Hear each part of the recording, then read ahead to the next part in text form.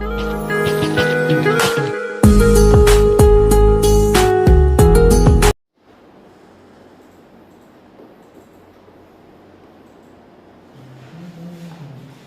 बता रहा था बेटा आपको कि ये एक तरह का स्पेशल, ये एक तरह का क्या है बेटा, स्पेशल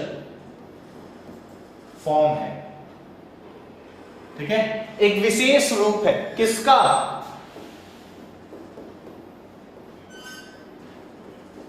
सिंकिंग फंड मेथड का। किसका बेटा, सिंकिंग फंड मेथड का। अब आप कहेंगे सर इसको समझ में नहीं आया, तो बस बेटा मैं इतना कहूंगा कि याद करो सिंकिंग फंड मेथड में जो हम फंड क्रिएट करते थे उसके पैसे को हम क्या करते थे, उसके पैसे को हम बाजार मार्केट में इन्वेस्ट करते थे, तो रिस्क भी तो ज्यादा होता है ना वहां पे। क्या होता है बेटा, रिस्क भी ज्यादा होता है। अब रिस्क कैसे ज्यादा है, if the market prices are falls, अगर बेटा बाजार के मूल्य गिरने लगे, इट मींस शेयर मार्केट है भाई, बड़ा नॉर्मल सा कॉन्सेप्ट है कि वहां प्राइसेस बढ़ते हैं घटते हैं, तो अगर वो मार्केट प्राइसेस वहां पे फॉल होने लगे तो ऐसे में लॉस के चांसेस ज्यादा हो जाते हैं। क्लियर है कॉन्सेप्ट, ठीक है। तो बेटा इंश्योरेंस पॉलिसी मेथड का ये special form of sinking fund method है, इसको और ज्यादा सिक्योर्ड करने के लिए, ठीक है। बट हाँ एक चीज है, क्या वहां इंटरेस्ट रेट ज्यादा मिलता है, किसमें, सिंकिंग फंड मेथड में, और इंश्योरेंस पॉलिसी मेथड में जो इंटरेस्ट का क्राइटेरिया होता है थोड़ा कम होता है, बट ये सिक्योर्ड होता है ज्यादा, ऐसा लोगों का मानना है, और है भी, एक्सपर्ट भी ऐसा कहते हैं। तो अब क्या है, इंश्योरेंस पॉलिसी मेथड भी यही होता है कि जितना डेप्रिसिएशन का अमाउंट होता है, जितना क्या होता है बेटा, डेप्रिसिएशन का अमाउंट होता है, क्लियर है, ह्रास की राशि के बराबर हम ट्राई करते हैं प्रीमियम अमाउंट रखने का। क्या रखने का बेटा, प्रीमियम अमाउंट। अब क्या होगा, प्रत्येक वर्ष यानी ईच ईयर, हर साल आप क्या करेंगे, ईच ईयर प्रत्येक वर्ष आप इंश्योरेंस प्रीमियम पे करते हैं डेप्रिसिएशन अमाउंट से। क्या पे करते हैं बेटा, प्रीमियम अमाउंट। और अब लास्ट में क्या होगा, जब आपके पॉलिसी का टर्म जो है, ठीक है, वो एंड होगा, ईयर आपका क्या हो जाएगा, एंड, पॉलिसी का टर्म क्या हो जाएगा, एंड, तो आपको इंश्योरेंस कंपनी एक बड़ा अमाउंट देगी और उस अमाउंट से आप क्या करोगे, बड़ा सिंपल सा है, एक्सटेंडेड फॉर्म है तो सेम चीज ना,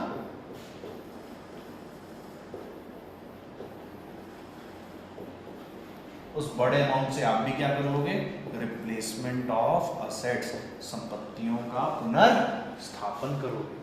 क्लियर हो गया, क्लियर हो गया। अब आपको एक चीज और बता दें यहीं पर, अब आपको एक चीज और बता दें। अब कहेंगे सर क्या, तो देखो बेटा,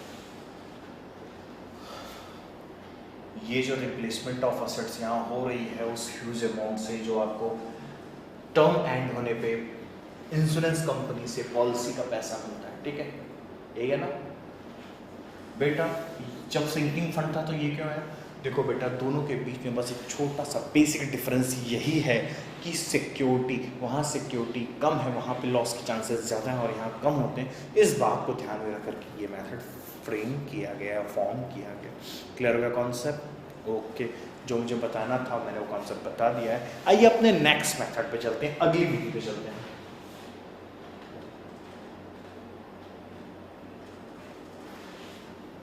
अपने जो अगली विधि है ना उसका नाम है पुनर्मूल्यांकन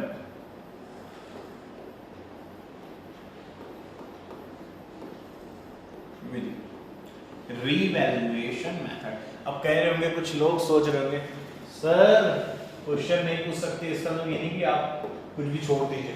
हाँ मुझे पता है आपका क्वेश्चन ये हो रहा होगा कि सर जो लास्ट मेथड आपने बताया उसमें आपने ये नहीं बताया कि किस टाइप के एसेट के लिए यूज होगा। अरे बेटा एक्सटेंडेड फॉर्म है किसका, सिंकिंग फंड का, तो उसी टाइप की वो जो प्रीसियस एसेट होती हैं, हैवी मशीनरी होती है, उन्हीं टाइप के एसेट के लिए आपका इंश्योरेंस पॉलिसी मेथड भी यूज होता है, ठीक है। सो डू नॉट वरी, आपको यहाँ पे टेंशन की जरूरत नहीं है, जो मैंने बताया वो तक कॉन्सेप्ट को मेंटेन करोगे तो क्लियर हो जाएगा। हाँ तो हम बात करने आ गए रिवैल्यूएशन मेथड की।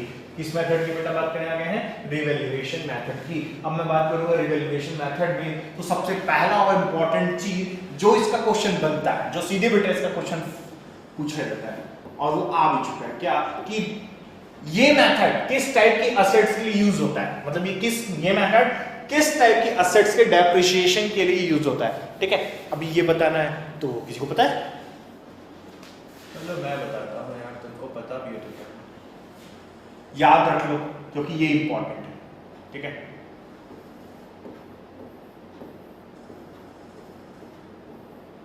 या डायरेक्टली बेटा एक क्वेश्चन फ्रेम कर देगा कि लीव स्टॉक के लिए कौन सा मेथड ऑफ डेप्रिसिएशन यूज होगा।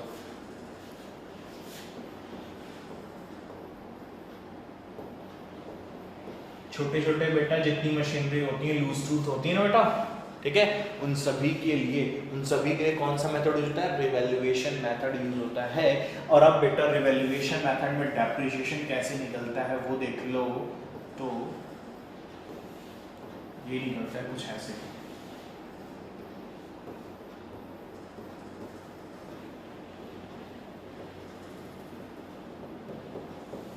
Original value of asset minus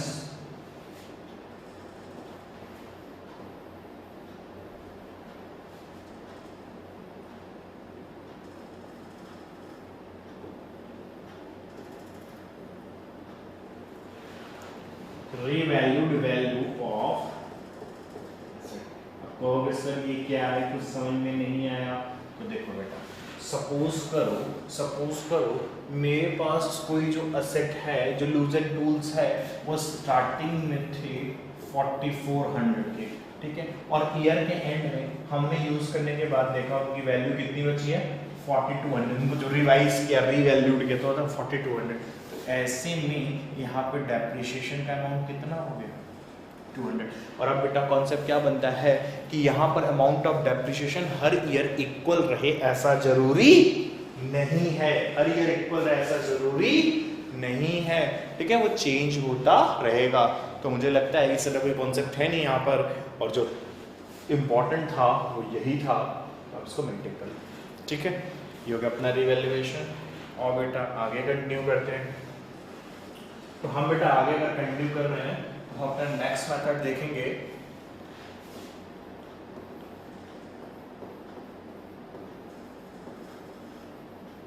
ये मेथड बेटा आ चुका है एंट्रेंस में। आप कहेंगे सर क्या क्वेश्चन था बता दो। तो बेटा यहाँ से डायरेक्टली क्वेश्चन था इसके फॉर्मूले से कि क्या बेटा इसका फॉर्मूला होगा। तो पहली चीज तो मैं आपको क्लियर कर देना चाहूंगा इसके फॉर्मूले को बताने से पहले, क्या कि मशीन आवर रेट क्या है बेटा। Machine hour rate is a method of depreciation where we find out the depreciation on the hour basis, ठीक है, कि हर एक घंटे पे एक मशीन से कितना डेप्रिसिएशन चार्ज होगा। आप कहेंगे सर तो फाइंड आउट करके बता दीजिए जरा। चलो बेटा जरा देख लो, क्या यहाँ पर डेप्रिसिएशन का अमाउंट कैसे निकलेगा, कुछ इस तरह से निकलेगा। देखो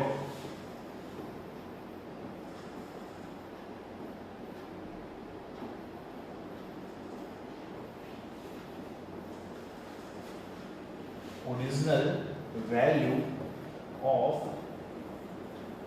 एसेट माइनस स्क्रैप मूल्य, औसत मूल्य, ठीक है, संपत्ति का वास्तविक मूल्य माइनस अवशेष मूल्य, ठीक है, बटे में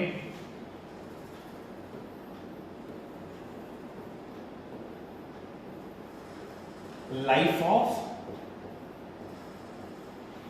एसेट, संपत्ति का जीवन काल। लेकिन बेटा वो संपत्ति का जीवन काल किसमें दिया होगा, टोटल वर्ड जोड़ लो भाई। तो total life of asset, number of hour, ठीक है, मशीन अपने पूरे जीवन काल में जितने घंटे काम करेगी उस टोटल आवर से जब आप डिवाइड करेंगे तो उसके एक घंटे का डेप्रिसिएशन आ जाएगा। और अब इजीली क्या हो गया कि आपने किसी एक साल में अगर सपोज करिए 60 आवर मशीन से काम लिया, ठीक है, और उसके एक आवर का रेट 250 हो, तो उस साल का डेप्रिसिएशन कितना हो जाएगा, 15,000। क्लियर हो गया। इस तरह से कुछ ये निकाला जाएगा। अब ये जो फिगर हैं ये सब के सब मैंने एज्यूम किए हैं, ऐसा मत सोच लीजिएगा कहीं से लाया और उठा करके यहाँ रख दिया। हाँ मैंने एज्यूम किया है, दिमाग की मेरे खुरापात है ये जो निकल के आई है, ठीक है। ओके तो चलिए कॉन्सेप्ट क्लियर हो गया मशीन आवर रेट का, ठीक है। इंपॉर्टेंट यहाँ पे यही है बेटा कि कैसे डेप्रिसिएशन फाइंड आउट करते हैं, मशीन जो डेप्रिसिएशन निकालते हैं। अच्छा, मशीन और रेट, चूंकि नाम में छुपा हुआ है कि ये जो मेथड है ये किस पे यूज होगी, ये यूज होगी मशीन पर, ठीक है। और क्यों यूज होगी, क्योंकि यहाँ का मुख्य मकसद है कि 1 घंटे में या फिर आवरली अगर रेट निकालना हो किसी के डेप्रिसिएशन का, हरास का, तो क्या होगा, वो यहाँ से क्लियर हो गया होगा, ठीक। Okay,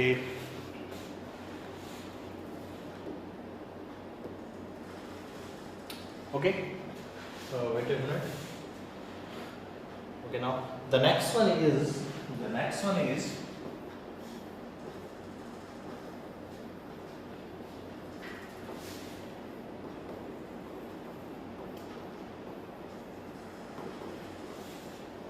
sum of digit method, अंकों के योग का। तो कई बार अब पूरा नाम कहीं पे आ जाता है, तो बेटा ये भी है पूरा नाम उसका, क्या, sum of digit of years method, वर्षों के अंकों का योग विधि। इसका बेटा वर्षों के अंकों का योग, क्लियर हो गया, क्लियर हो गया ना, वर्षों के अंकों का योग, ठीक। तो आइए इस मेथड को देखते हैं, क्या मेथड बता रहा है। इस मेथड में बेटा आपको बस और बस बेसिकली यही जानना है कि डेप्रिसिएशन कैसे फाइंड आउट करेंगे। क्या कैसे फाइंड आउट करेंगे बेटा, डेप्रिसिएशन कैसे फाइंड आउट करेंगे।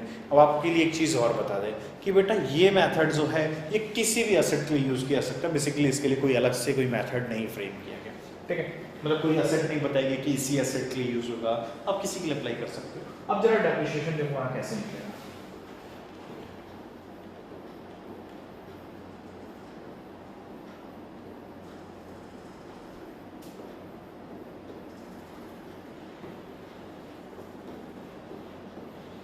Original value of asset multiplied by, अब मल्टीप्लाई किससे होगा, वो डिपेंड करता है बेटा आप डेप्रिसिएशन किस ईयर का निकाल रहे हो उस पर डिपेंड करता है, ठीक है। आप हरास जिस ईयर का निकालते हो उस पर डिपेंड करता है। आपको सर समझ में नहीं आया कुछ और समझाते हैं ना यार। जैसे सपोज करो 5 वर्ष का, कितने वर्ष का बेटा, 5 वर्ष का आपको किसी मशीन का हरास निकालना है, ठीक है। मतलब मशीन 5 साल चलेगी, तो जरा देखो उस मशीन को अगर 5 साल चलना है तो 5 फिर 4 फिर 3 फिर 2 फिर 1, इतने साल यूज होगी ना। पहले 5 साल, पहले ईयर रहेगा तो 5 साल यूज करोगे, अगले ईयर 4 साल, 3 साल, तो इस तरह से घटता जाएगा। ओके, 5 4 9, 9 और 3 9 3 12 और 3 15। अब देखो यार मेथड का नाम तो कुछ ऐसा ही है ना कि अंकों, सॉरी जो वर्ष हैं उसकी डिजिट्स का सम कर लो। मैंने इसके डिजिट का सम कर लिया, 15 आ गया। अब क्या है बेटा, जो ओरिजिनल वैल्यू ऑफ एसेट होती है वो इस 15 पार्ट में डिवाइड हो गई, वो किसमें डिवाइड हो गई, इस 15 पार्ट में डिवाइड हो गई। और अब इनटू किसका होगा, अगर मैं बात करूं बेटा फर्स्ट ईयर की, किसकी बात करूं बेटा, फर्स्ट ईयर। अगर पहले साल का डेप्रिसिएशन निकालना है तो तुम इंटू करोगे ऊपर 5 से, लेकिन अगर सेकंड ईयर का निकालना है तो किससे इंटू करोगे, 4 से। अगर सपोज करो उसी तरह से थर्ड ईयर का निकालना तो किससे इंटू करोगे, 3 से। अब कहोगे सर फोर्थ ईयर का निकालना, किसका निकालना बेटा, फोर्थ ईयर का, तब 2 से। सर अगर फिफ्थ ईयर का निकालना तो 1 से। अब कहोगे सर करना कुछ, अरे बेटा जब पहले साल गए तो मशीन पहले साल जब यूज कर रहे हो तो अभी कितने साल की मशीन की वैल्यू बची है, 5 इयर्स के लिए। सेकंड ईयर में जाओगे तो कितने साल की वैल्यू बची हुई है, 4 इयर्स के लिए, यह है ना। तो उसी फॉर्म में हम निकालते हैं। क्लियर हो गया, क्यों बेटा, क्योंकि डेप्रिसिएशन का अमाउंट भी तो हर ईयर क्या होता जाएगा, धीरे धीरे धीरे फॉल करता जाएगा ना। क्यों फॉल करेगा, अरे असेट की वैल्यू धीरे धीरे कम होती जा रही है तो उसकी वैल्यू भी तो उसी हिसाब से डिक्रीजिंग ही होती जाएगी, कमी ना डिक्रीज होगा। क्लियर है, तो ये है डेप्रिसिएशन निकालने का मेथड। अब आपको मैंने ये क्यों बताया, चलिए मैं आपको बताता हूँ कि इस मेथड के पीछे ये सारे कॉन्सेप्ट क्यों बताए। बेटा एक ईयर है जिसमें यही मेथड से डायरेक्ट बेटा क्वेश्चन ही फ्रेम हो गया था। ईयर है जिस ईयर में डायरेक्टली से क्वेश्चन ही फ्रेम हो गया था। मैं क्वेश्चन ही बता देता हूँ आपको डायरेक्टली, आप खुद कर लेना उसको। क्या क्वेश्चन में था बेटा कि एक असेट है जो कि है 1,10,000 और उसकी स्क्रैप वैल्यू है 10,000। तो ओरिजिनल वैल्यू ऑफ असेट कितनी हो जाएगी वहां पर 1,10,000। स्क्रैप वैल्यू घटा लेना, तो स्क्रैप वैल्यू घटा ली तो बेटा कितना बचा, ये घटा लिए तो बचा आपका बेटा 1 लाख। क्लियर हुआ है? कितना बचा बेटा 1 लाख। ठीक, और वहां पूछा था कि सेकंड ईयर का डेप्रिसिएशन बताओ, किस ईयर का बेटा, सेकंड ईयर का। 5 साल के लिए अगर असेट है तो देखो बेटा 1 2 3 4 5 साल के हिसाब से जो इसको जोड़े तो 15 ही आ गया। अब हमें करना क्या है, ओरिजिनल असेट इतनी बची है, सेकंड ईयर की बात है तो मल्टीप्लाई किससे करेंगे, डिवाइडेड बाय।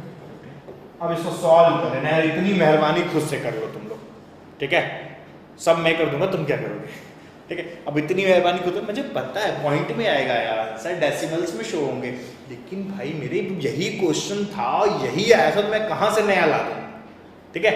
तो दैट्स व्हाई मैंने आपको बताया। और अब मेथड में बता दूं, बहुत से लोगों ने सिर्फ सुना होगा, पढ़ा भी नहीं होगा। इवन सीबीएसई और आईएससी वाले बोर्ड्स वाले तो सिर्फ 2 मेथड स्टार्टिंग के जो मैंने बताए थे लास्ट लेक्चर में अपने। हाँ, लास्ट लेक्चर कब था मेरा, लास्ट लेक्चर याद करो, किसी को याद है? नहीं, संडे को था। और बताया था कौन सा, संडे को मैंने आपको बताया था स्ट्रेट लाइन मेथड और diminishing balance method, WDB method, ठीक है। तो चलो ये कॉन्सेप्ट क्लियर हो गया। अब मैं यहाँ से आगे क्या करता हूँ, ठीक। अब मैं जब अगले की तरफ बढ़ूंगा तो वो क्या है भाई, अपना जो अगला मेथड है, अपना जो अगला मेथड है, ठीक, वो है बेटा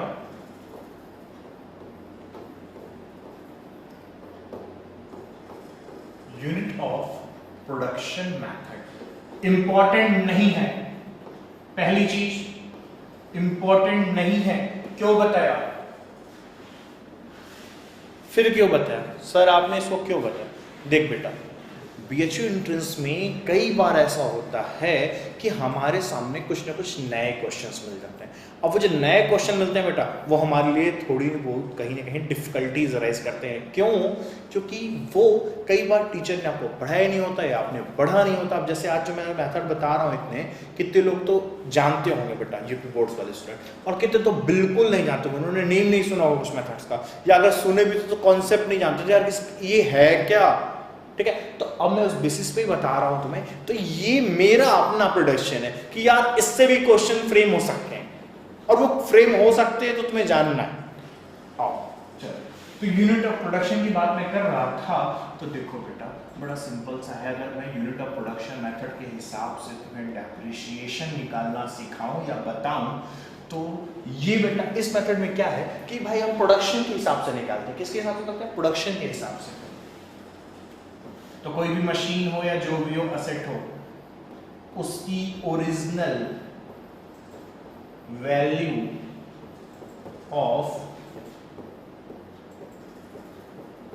असेट माइनस बेटा उसका जितना भी अपना खुद का स्क्रैप वैल्यू बटे में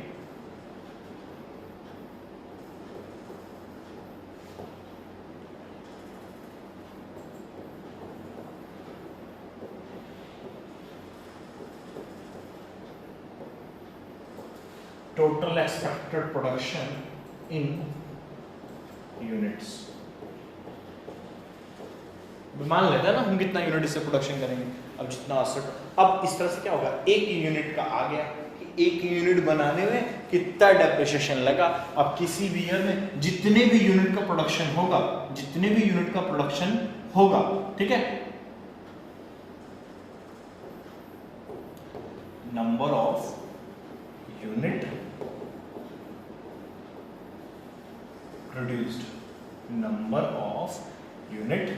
प्रोड्यूस्ड, ठीक है, और मल्टीप्लाइड बाई क्या, मल्टीप्लाइड बाई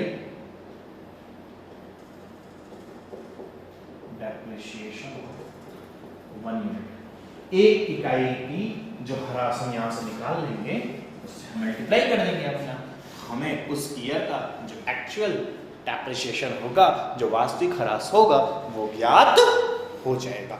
तो बेटा इसी के साथ अपना डेप्रिसिएशन का ये लेक्चर यहीं पे हुआ एंड। और अब मैं आज इस लेक्चर को इसी पे करूंगा एंड करने से पहले थोड़ा समराइज करता हूं, देख लो ठीक है। हर एक लेक्चर मतलब इस लेक्चर में जो भी मैंने देखा उसको मैं रिवाइज कर देता हूँ। क्यों रिवाइज कर रहा हूँ, बड़ा सिंपल सा है, तुम सबको पता है कि हमने चीज़ों को देख लिया और आज हम स्मार्ट बोर्ड पे हैं, तो बड़ा सिंपल था कि उन चीज़ों को हम रिवाइज करने में हमको आसानी होगी। इन्हें हम देख लेते हैं और देखने के बाद बेटा, देखने के बाद लास्ट में आपसे यही बात कहेंगे कि हम अपने नेक्स्ट टॉपिक पे चलेंगे और अपने नेक्स्ट लेक्चर में, आज ही लेंगे अगले लेक्चर में, थोड़ा ब्रेक लेंगे। हाँ, तो मैं बात कर रहा था स्ट्रेट लाइन मेथड की, W3 मेथड की। हम बातें कर चुके थे इसलिए मैंने आज सेशंस पे नहीं किया। आइए उसके बाद मैंने बात की बेटा एन्युटी मेथड की। तो मैंने आपको एन्युटी मेथड बताया इंपॉर्टेंट क्या है। ये पहला ऐसा मेथड है जहां पे इंटरेस्ट चार्ज होता है। किस पे चार्ज होता है? मशीन के शेष मूल्य पर, balance on asset, outstanding balance पे। फिर मैंने आपको ये बताया था बेटा कि असेट विल बिकम जीरो। ये कॉन्सेप्ट बेटा फिक्स इंस्टॉल मेथड के बाद इसमें भी पाया जाता है। स्थायी प्रभाव पद्धति या सरल रेखा पद्धति की बात कोई अगर विधि है जिसमें संपत्तियों का मूल्य शून्य होता है तो वो है बेटा एन्युटी मेथड, वार्षिक वृद्धि। अमाउंट ऑफ डेप्रिसिएशन मैंने बताया था कि यहाँ पर कांस्टेंट रहता है हर साल, ठीक। Method use for lease hold property, जो कि बहुत ज्यादा इंपॉर्टेंट है, ये मैंने आपको बताया था कि ये वाली लाइन बहुत इंपॉर्टेंट है। पट्टे वाली संपत्तियों के लिए किस विधि का प्रयोग होता है हरास लगाने के लिए, तो आप क्या बताएंगे? वार्षिकी पद्धति, ठीक है। और बेटा अमाउंट ऑफ डेप्रिसिएशन कैसे निकलता है? एन्युटी टेबल की हेल्प से निकलता है। सिंकिंग फंड मेथड, मुझे नहीं लगता कि कॉन्सेप्ट में कोई दिक्कत होगी। मैंने बताया हर साल पीएल अकाउंट से एक पर्टिकुलर फंड निकाला जाता है, फिक्स फंड होता है जो कि कहाँ डिपॉजिट होता है? सिंकिंग फंड में। और उस फंड को फिर हम क्या करते हैं? मार्केट में ले जाके इन्वेस्टमेंट कर देते हैं अपना, ठीक है। और इस तरह से हम हर साल करते हैं। हर साल जो ब्याज भी मिलता है, इंटरेस्ट भी मिलता है, वो भी इन्वेस्ट ही कर दिया जाता है। कंपनी उसको रखती नहीं है, फर्म उसको रखती नहीं है। लास्ट ईयर में इन्वेस्टमेंट को करते हैं सोल्ड, और जो भी अमाउंट हमको मिलता है उस अमाउंट से हम एक नई असेट परचेस कर लेते हैं जो कि कहलाता है रिप्लेसमेंट ऑफ असेट। और यहाँ पे होने वाले प्रॉपर्टी लॉस को हम ट्रांसफर करते हैं सिंकिंग फंड अकाउंट में। क्लियर है? ओके। फिर बेटा मैंने आपको बताया इंश्योरेंस पॉलिसी मेथड क्या होता है? एक्सटेंडेड फॉर्म है या स्पेशल फॉर्म है किसका? सिंकिंग फंड मेथड का। वहां पर बेटा हम फंड क्रिएट करते हैं, यहाँ पर हम एक पॉलिसी परचेस करते हैं। पॉलिसी के लिए जो भी अमाउंट होता है हमारे डेप्रिसिएशन का, उसके उसी अमाउंट से लगभग उसी अमाउंट तक हम डेप्रिसिएशन चार्ज करके प्रीमियम अमाउंट पे करते हैं। और at the end of the year, मतलब जब टर्म एंड होता है, तो हमको जो ह्यूज अमाउंट रिसीव होता है इंश्योरेंस कंपनी से, उसका हम यूटिलाइजेशन कहाँ करते हैं? रिप्लेसमेंट ऑफ असेट के लिए। इसके लिए बेटा रिप्लेसमेंट ऑफ असेट्स के लिए। तो अब मैं क्या बता रहा था? अब मैं बता रहा था आपको रिवैल्यूएशन मेथड। कौन सा मेथड बेटा? Revaluation method. तो रिवैल्यूएशन मेथड में ये इंपॉर्टेंट मैंने क्या दिया आपको कि लीव स्टॉक, लूज टूल्स, ऐसे जो छोटे छोटे असेट होते हैं उनके लिए मेथड यूज होता है। मेथड का फॉर्मूला ये रहा। क्लियर? मशीन आवर रेट, यहाँ पे मशीन के 1 आवर का डेप्रिसिएशन निकाल लेते हैं। 1 ईयर में जितने आवर मशीन वर्क करेगी वो इनटू 1 आवर का जो रेट होगा, उसके लिए मेथड का फॉर्मूला ये है। 100 डिजिट, इसमें क्या करते हैं? जितने भी साल के लिए मशीन बनाएगी, सपोज करिए 10 ईयर्स के लिए होगा, तो क्या 10, 9, 8, 7, 6, 5, 4, 3, 2, 1 ऐड करते हैं 27, 55, ठीक है। 55 साल 55 ये होता है। अब इसमें कॉन्सेप्ट में क्या करना है? अगर फर्स्ट ईयर का निकालना तो क्या हो जाएगा? जो भी एसेट्स की original value minus scrap value होगी उसके अपॉन 10/55। सेकंड ईयर का निकालना तो क्या हो जाएगा बेटा? 9/55। इस तरह से करते हुए इसमें निकल जाता है बेटा। एक लास्ट स्लाइड देख लीजिए, इसके बाद लेक्चर को यहीं पे आज थोड़ा सा ब्रेक करेंगे, फिर अपने नेक्स्ट पे चलेंगे। यूनिट ऑफ प्रोडक्शन होगा बेटा, तो बस टोटल एक्सपेक्टेड प्रोडक्शन जो हो या टोटल प्रोडक्शन से डिवाइड कर देंगे अपनी original value of asset minus scrap value को, तो आपको मिल जाएगा एक यूनिट का डेप्रिसिएशन अमाउंट। क्लियर है? अभी इतना ही डेप्रिसिएशन पे करेंगे एंड मिलते हैं नेक्स्ट। ओके।